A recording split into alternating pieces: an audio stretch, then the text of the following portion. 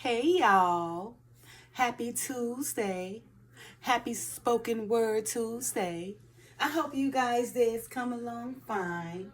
Anyway, you guys know on Tuesdays I like to bring the word.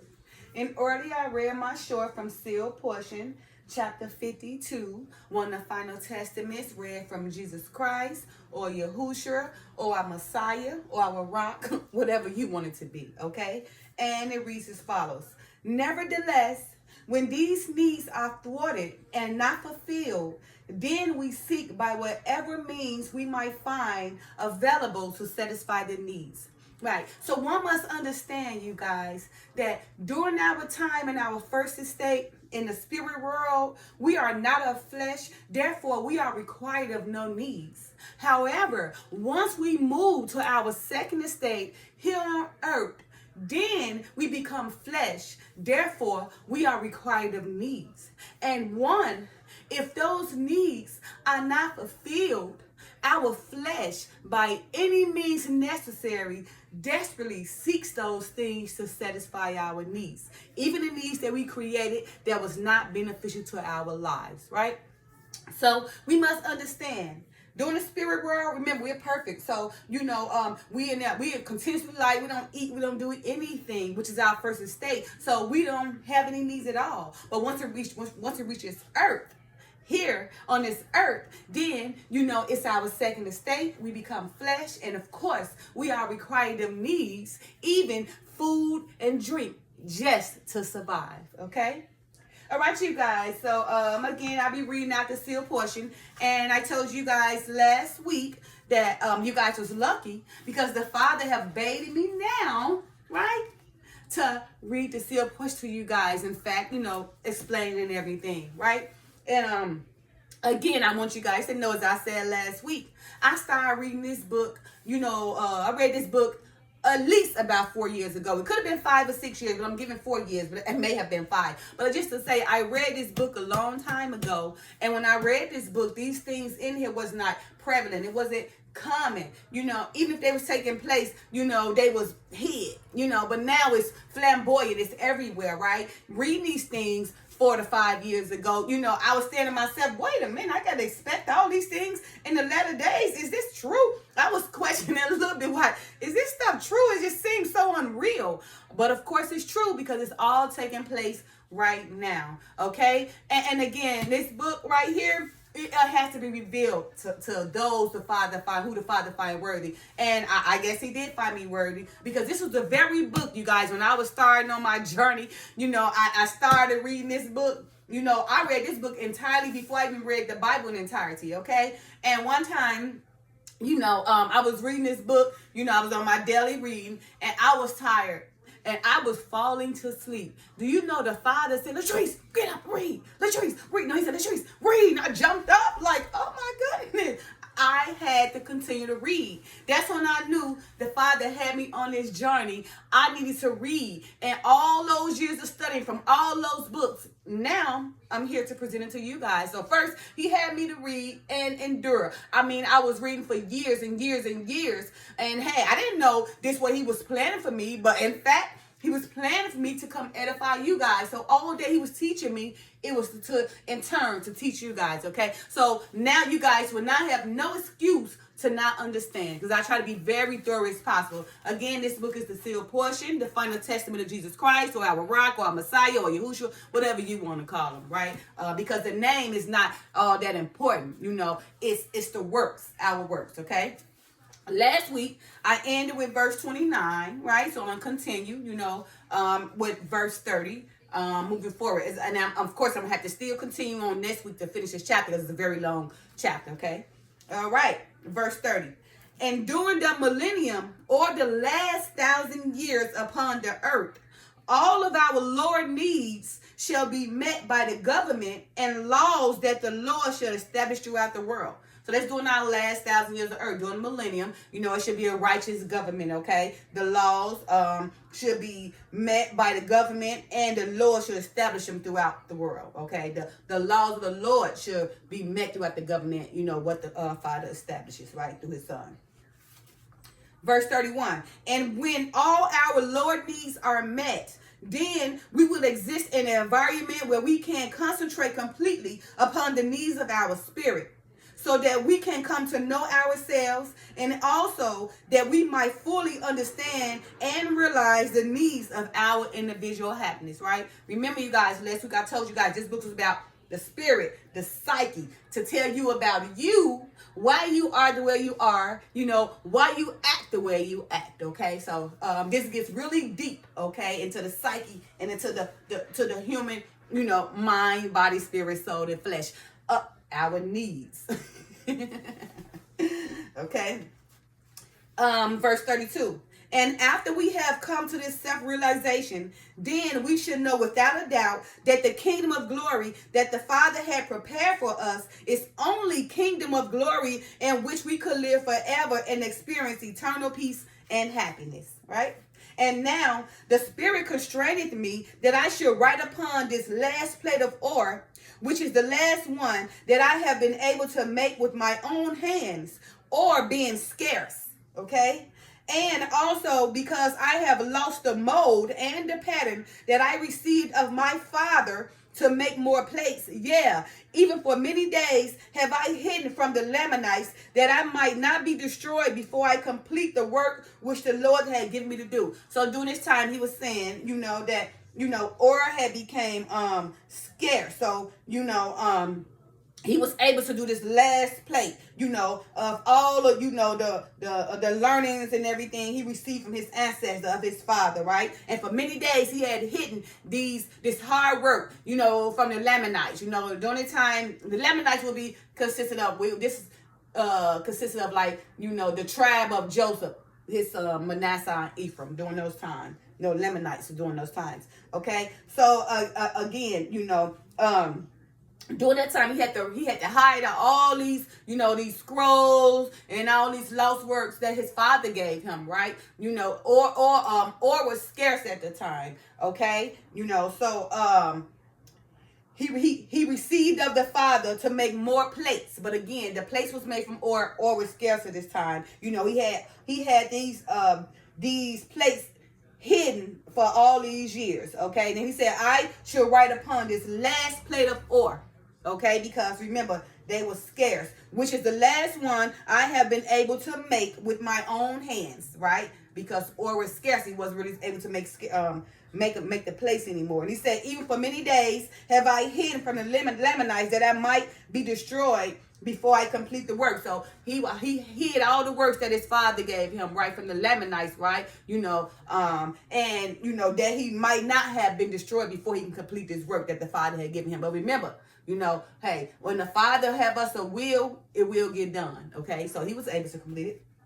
Now, verse 34. And Timothy and Mathoni and Mathonahai have taken the place of Nephi, and also the record of brother Jared.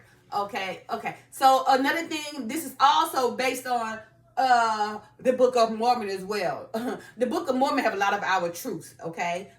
So when you talk about Nephi and Jared, if you read the Book of Mormon, these who these people relate to, and of course the Book of Mormon, have a lot of our records, and there's a lot of truth in that Book of Mormon too. You can compare it to the Bible. Now it would seem that the names they're using seem like they changed. The names in the Bible, are different than the names in the Mormon. But once you read the Book of Mormon, you start realizing, like, wait a minute, what happened in this story happened in the Bible. So wait a minute, this is the person they're really referring to. But here in this Book of Mormon, they're using a different name, but it all really relates back to the Bible. Okay, again, verse 34. And Timothy and Mathoni and Mathonahai have taken the place of Nephi, and also the record of my brother Jared. So all the plates, the records of all these old prophets and everything, they had took them, right?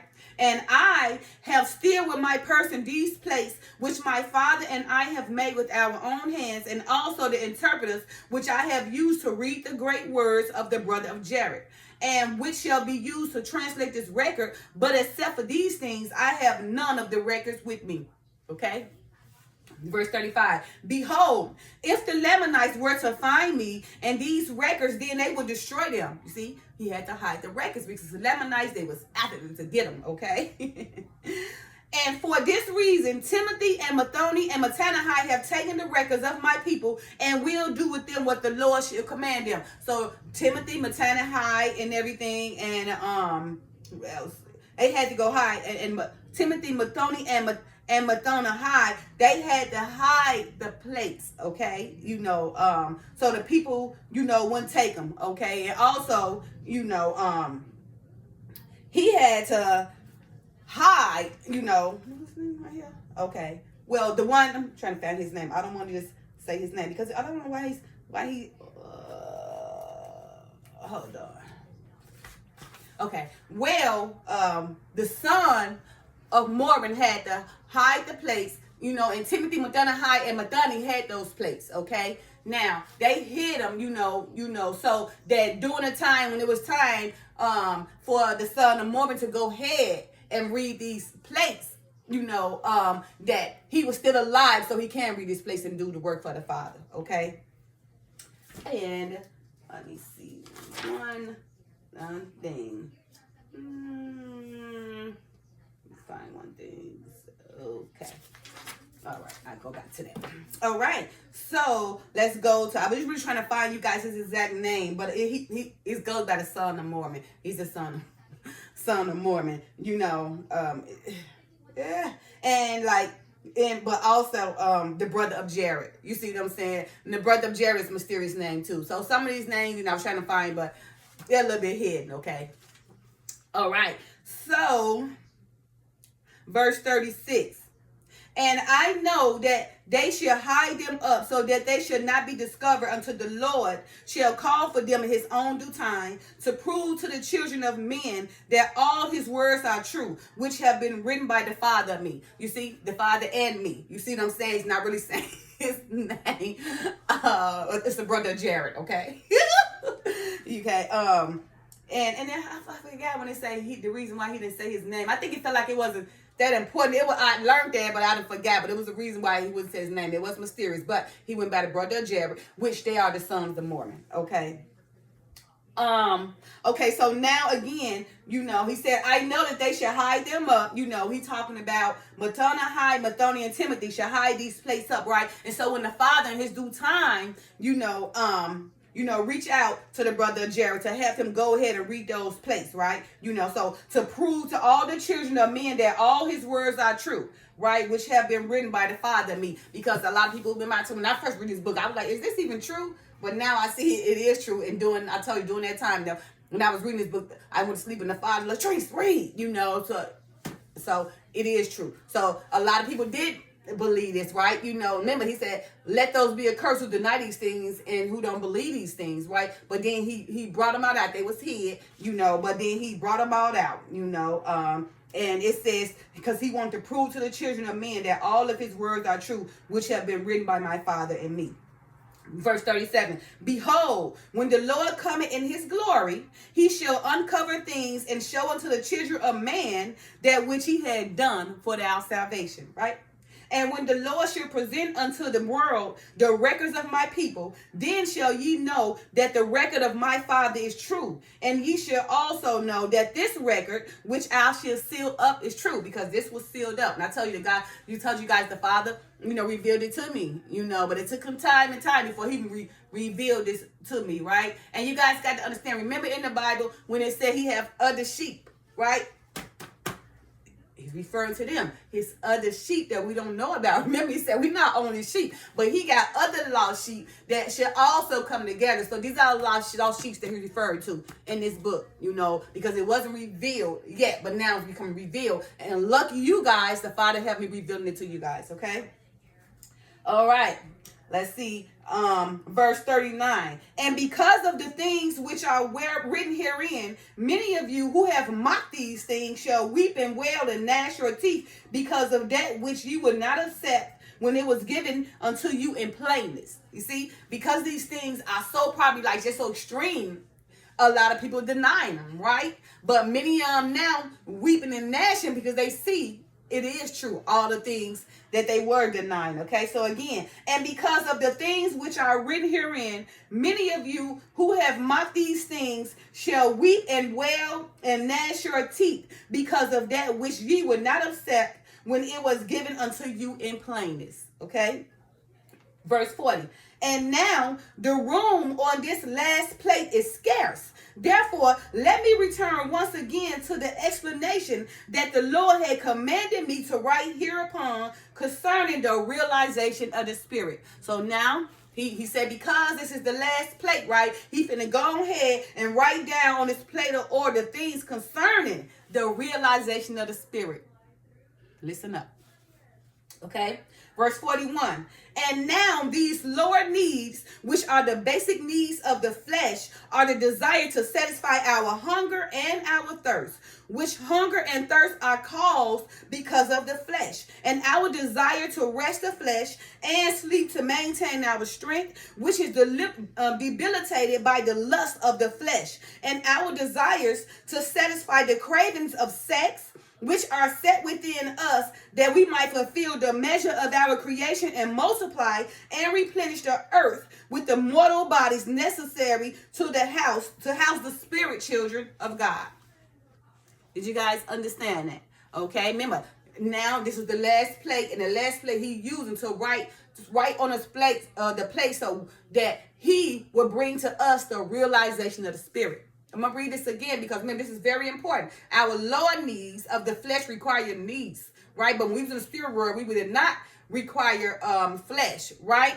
So listen how it's talking about how our flesh, need food and drink, sex and everything because of the lust, okay? But in the spirit world, we didn't require anything. We was nothing. We was all in light and we was perfect, okay? So here we go again. And now these lower needs, our lower needs is our flesh. We're not in the spirit world, okay?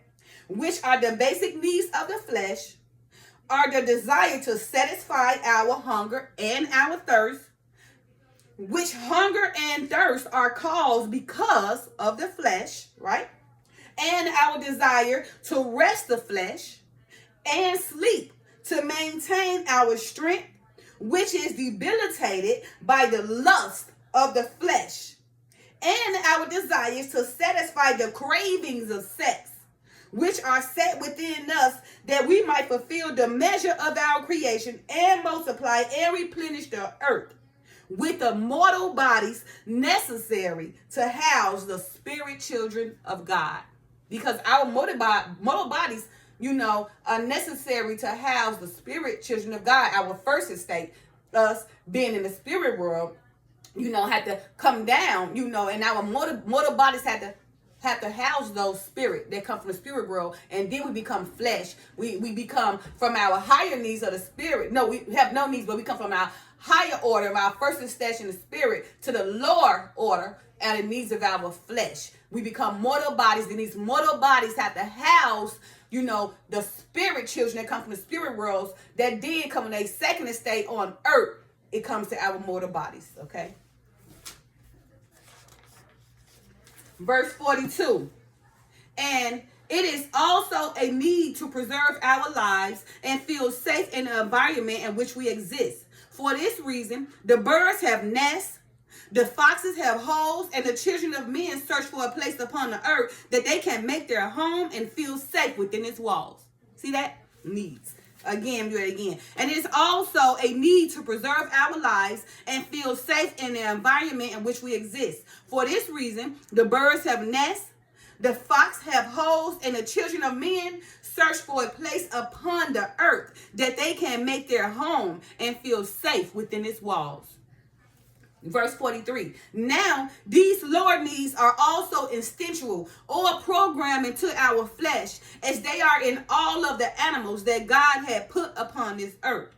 Behold, when these are not satisfied, we may feel sickness, irritation, pain, and discomfort, which are the effects of the wants of the flesh commanding us to satisfy those basic needs. So you see again, now these lower needs, our flesh, here on earth, are also instinctual or programmed into our flesh, as they are in all animals, because we have animal flesh. Okay, let me read that again. Now, these lower needs are also instinctual or programmed into our flesh, as they are in all of the animals that God had put upon this earth. The animals, the beasts, and us, we have animal flesh. We just have instinctual, and we have desires, and we can make our decisions unlike the animals and the beasts, okay? But we all have flesh like animals, because flesh is required to eat food and drink and do things, rest and everything, to satisfy those needs of our lower order and our second estate of our flesh here upon earth. Okay? Again, behold, when these things are not satisfied, when our flesh is not satisfied, remember, we may feel sickness, irritation, pain, and discomfort, which are the effects of the wants of the flesh, commanding us to satisfy these basic needs. Okay? Verse 45, behold, these feelings motivate us to alleviate them so that we might establish a homeostasis, which is the balance and order of nature, of the nature in which we were created. Okay? Yea, once we have reached a homeostasis of the flesh, then we will begin to concentrate more fully on the things of the spirit, which things separate us from the other animals that have been placed in the same order of nature in which our mortal bodies have been placed. Again, once we have reached a homeostasis of the flesh, a balance, remember, and order and nature, right? Let me just read 45 so you guys can understand what homeostasis is again. Behold, these feelings, these feelings motivate us to alleviate them so that we might establish a homeostasis, which is the balance and order of the nature in which we were created, right? So the homeostasis from the spirit world down here, of our first estate down here to our second estate of the earth, okay, of our lower order of the flesh, so the homeostasis is the balance and the order, of the nation which we created, right? So the homeostasis in the spirit world is perfect. We have no needs. But the homeostasis here on earth, we have to balance the nature and in the order. We got to satisfy our needs. We got to balance the nature and the order which we created, here in our mortal bodies, here in our second estate on earth as flesh. Okay? Now, verse 46, yea, once we have reached a homeostasis of the flesh, then, only then, we will begin to concentrate more fully on the things of the spirit, because our flesh have been satisfied. Our lower needs has been satisfied. So now, since we satisfied those lower needs, now we can concentrate on the spirit, which things separate us from the other animals that have been placed in the same order of nature, and the same order of nature in which our mortal bodies have been placed. So it's saying, once we reach homeostasis of the flesh, right, we can begin concentrating on the things of the spirit, right? Now the spirit separates us from the animals, the beasts, remember? Because the animals, they're not of a spirit. They're just of animal flesh, and they got to eat. But they can't make decisions and all that things like we can with our spirit. Okay? So therefore, it separates us from the other animals that we have been placed, because we are in the same order of nature. But our mortal bodies, we have spirits that differentiate us from the animals who don't have spirits. Okay? All right, 47. Behold, I have already explained unto you that the countenance of the Father can be seen in a child, and that upon entering into mortality as a newborn infant, we are born in the semblance of the Father in all things which are spiritual. So what he's saying, as a child, that's how I would say up to the baby age of 7, once you see that child, you see God. And a baby, once they're born, once you see that infant, you see God. Because the child is of love. They don't know evil or anything like that. So you see God. They have to be taught all these things. So when you see an infant is born, a child maybe up to 7, you seeing God. That's why you can see sometimes a child be 6 and 7 years old and be like, I just saw God. I talked to God. God came to me. They come with these things is because they still of God. Until they reach a point where they really, they mother and father become responsible for their sins up to 12, but until they reach a point where they start, being into the world and start sinning. Okay, let me just read that one more time so you guys can understand the child is God when they're born. Behold, I have already explained unto you that the countenance of the Father can be seen in a child. So you see the love and everything in a child. And that upon entering into mortality as a newborn infant, we are born in the semblance of the Father in all things which are spiritual. Okay? Verse 48. And when ye look upon the countenance of a child, ye shall see the potential of your spirits. For behold, when we were spawned from eternal parents who are righteous, right? Because of the spirit world, we come from eternal parents, okay? Who are righteous. Right then we come to this earth in our second estate, okay? So when you're looking at the countenance of a child, you see the potential of your own spirits, okay? For behold, when we were spawned from eternal parents who are righteous. Because as a child, like I said, you're looking at them, you're looking at God.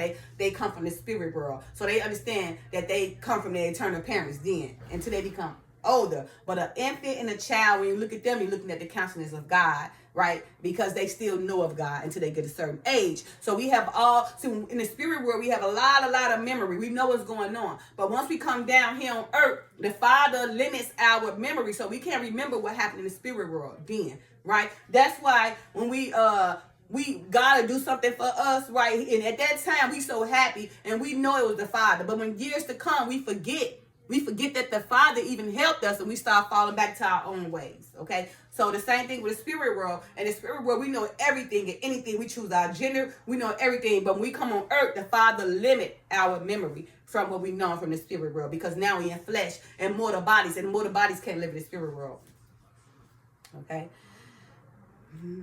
Verse 49. And these infants are innocent from the beginning and depend upon others to provide for them with the fulfillment of these Lord needs of the flesh, that they might grow and gain experience. So you see, when a child is born, of course, we need our parents to provide for their children, right? Again, and they're innocent, right? Because remember, they of God when they first come. Again, and these infants are innocent from the beginning and depend upon others to provide them with the fulfillment of these Lord needs of flesh, of these Lord needs of the flesh, that they might grow and gain experience. So when the child is born, of course, they're dependent on their parents to teach them and everything, right? To provide them the Lord needs, the Lord basic needs of the flesh, so they may grow, understand, and maintain, okay?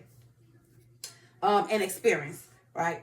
Verse 50. And in the beginning of our mortal lives, our natures were trustworthy. Okay? Remember, when we first came here, we was trustworthy until we got exposed to everything and everybody and all these options. Again, and in the beginning of our mortal lives, our natures were trustworthy and given to love and forgiveness and tenderness and mercy. Yeah, nothing compared in a spiritual satisfaction than a smile and an attitude of a child. Okay? We love children. Children are loved when they come. Again, right? So, of course, in the beginning of our mortal lives, in the beginning here upon earth, our natures were trustworthy. When we first here on earth, we all happy, we trustworthy and everything, right? And given to love and forgiveness, we love and forgive because we have not known sin yet. It comes, but we are born into a sinful state. But however, remember, as a baby and a child, right now we still love God. So we love, we still trustworthy, we give love and everything, right? And tenderness and mercy because we don't know anything yet. Yeah, nothing compared in spiritual satisfaction than a smile and attitude of a child. So that child is of the spirit then. And nothing compared in spirit satisfaction and that light of a child, okay? Than a smile and an attitude of a child. Verse 51. Behold, a child is prone to growth and to love, which it extensively pursueth, enticed by the spirit within the flesh. And while the needs of our flesh were being met, we remained in its state. Nevertheless, when these needs are thwarted and are not fulfilled, then we seek by whatever means we might find available to satisfy these needs. That was my short I read to you guys. So for me, this is very important. Okay, again, behold, a child, a baby, okay, an infant. They are prone to growth and love. They have to, they prone to the growth and love that their parents give them, right? That's why it's very important for a parent to raise a child, right? To give them love, right? Okay, because which extensively pursue it. That child instinctively pursue that love from their parents. And when they don't receive that love from their parents, they try to go elsewhere as they get older. They become traumatized and they have life problems for the rest of their lives until they go back to the Father for the Father, to help them. Okay? Again, behold, a child is prone to growth and to love, which extensively pursue it. They want that love. enticed by the spirit within the flesh, because they know that spirit, they came from the spirit world. They enticed by the spirit because coming from the spirit, they was of love. So when they first come here on earth, they pursue that love. They entice, they pursue that love, right? When in that flesh, because they just came from that spirit world, and they know that it was of love, tenderness, and mercy, and everything. So when they first come here in their mortal bodies, right, they pursue that love, by the spirit, by that same spirit they had within their flesh. And while the needs of our flesh were being met, we remained in this state. When you say again, and while the needs of our flesh were being met, okay, we remained in this state. And here's the short I read. Nevertheless, when these needs are thwarted and not fulfilled, then we seek by whatever means we might find available to satisfy these needs. Verse 53, and thus doeth the innocence of human nature turn selfish and self-serving, and the fruits of the flesh begin to manifest themselves in our search for the fulfillment of these lower needs. And in the pursuit of these needs, we lose the innocence that we once had as a child, and the cycle of our misery and destruction followeth in the constant need to satisfy these lower needs of the flesh. Yeah, war and murder and deceit and lies and lasciviousness and all manner of sin beginning to overcome the spirit because of the desires of the flesh to be satiated. Okay? And these things are contrary to the happiness of our spirits, which spirit desire peace and happiness and love. So did you guys just understand what happened? When one needs are not satisfied, how they would do anything to satisfy those needs, right? Because remember, coming from that spirit world, we didn't have needs. We had love, mercy, and everything. So now coming here to the mortal, we get flesh. We remember that love and everything in our flesh. We remember that spirit we had during our time in the spirit world. But when we come to this earth, now we in flesh. And by remember those lovely things in the spirit, we are pursuing love from our very parents, right? And we are pursuing things, to satisfy those needs, okay? And by any means necessary, once a person, their innocence be overtaken, then they do anything in any manner to satisfy those needs, thus causing your innocence now to become a sinful state. Now I want to read this last part one more time, okay? I want you guys to really understand what I'm saying here about how one will move forward to do anything to satisfy these needs, lose their innocence, start doing murder, killing, everything, lying, everything, okay? Because they have allowed themselves to get caught up in unnecessary needs, okay? Now, again, nevertheless, when these needs are thwarted and are not fulfilled, we then seek by whatever means we might find available to satisfy those needs, right?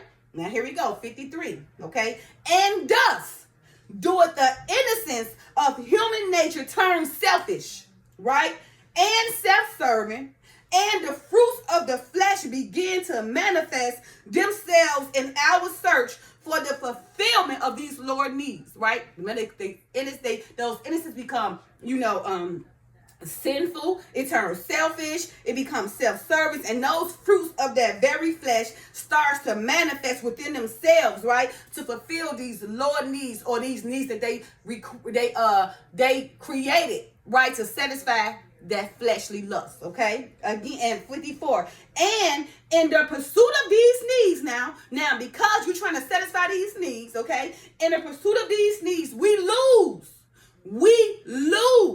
the innocence that we once had as a child, okay? And the cycle of our misery and destruction followeth in the constant need to satisfy these lower needs of the flesh. So you see, once we lose that innocence, we as a child, we create this cycle of our misery. We create our own misery, right? And then the destruction starts following us constantly, for the need to satisfy the lower needs of that flesh, those needs that you created that was unnecessary, right? Okay, and was not productive to your flesh. Remembering that spirit that you once had of love, kindness, tender, and mercy, forgiveness. Now, because you done created all these needs for yourself, all that innocence once that you had as a child now becomes selfish, and you go on this rampage of misery, right? Or this journey of misery, creating your own sufferings, right? Then cause your innocence to become a self-serving and a selfish and self-service spirit that causes you, to do anything to satisfy your needs of your lower flesh. Okay, and now 55.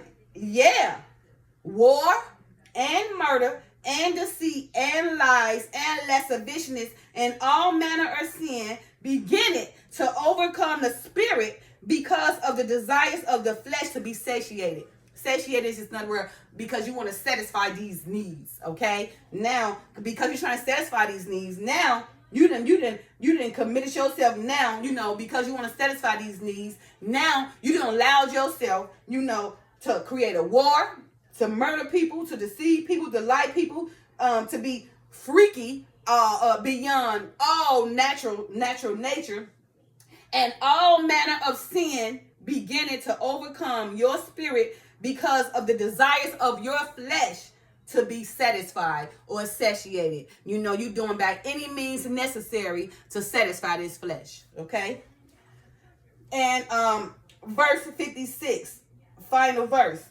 And these things are contrary to the happiness of our spirits, which spirit desired peace and happiness and love. So what do you guys got to realize? Our spirit really desire peace and happiness and love. And when we start doing anything by any means necessary to satisfy these needs, our innocence, right, become overtaken by selfishness, war, deceit, lies, just a cycle of misery, an everlasting misery, right? Because contrary to those things, right, our spirits really desire peace, happiness, and love.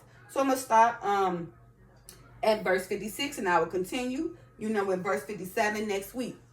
All right, you guys. So I hope, to the Father, that I'm really breaking this down where you guys can understand that the reason the way you are is because you yourself created all these unnecessary needs, and because you could not satisfy those needs, you have allowed your innocence, to become superseded by lies, selfishness, self-serving, war, deceitfulness, just all manner of sins to satisfy those created needs that you created for yourself. Because contrary to those things that you desire of your lustful flesh, really our spirit really desire love, peace, and happiness. All right, you guys. Happy Tuesday. Love y'all. Peace.